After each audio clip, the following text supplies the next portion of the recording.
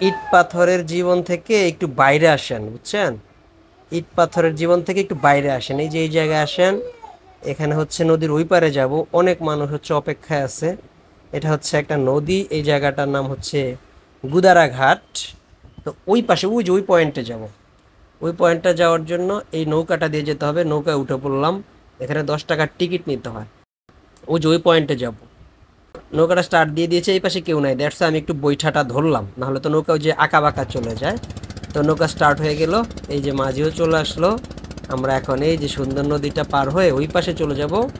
ওখানে আপনার ভাই ব্রাদার কিছু আছে, পৌঁছায় গেলাম এই পাশে। এখন হচ্ছে নামতে হবে। আর ভাই ব্রাদার যারা, তারা হচ্ছে এই যে বাম পাশে, ওই যে দেখা যায় একজনকে। এখানে নাকি একটু নিরিবিলি বসা যায়।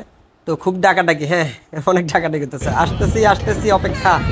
এই যে আসতেছে, এই যে আসামিগুলো পাওয়া গেছে। দীর্ঘ পথ পরিশ্রম করে আসছি। এই যে ওয়ালাইকুম আসসালাম, কি অবস্থা আসামি নাম্বার ওয়ান? এই ভাইয়া কি অবস্থা, ভালো আছেন? এই তো আলহামদুলিল্লাহ। আরেকজন কে জানি, এই যে খবরই নেই, খবরই নেই, লাভ নাই, বিয়ে 25টা।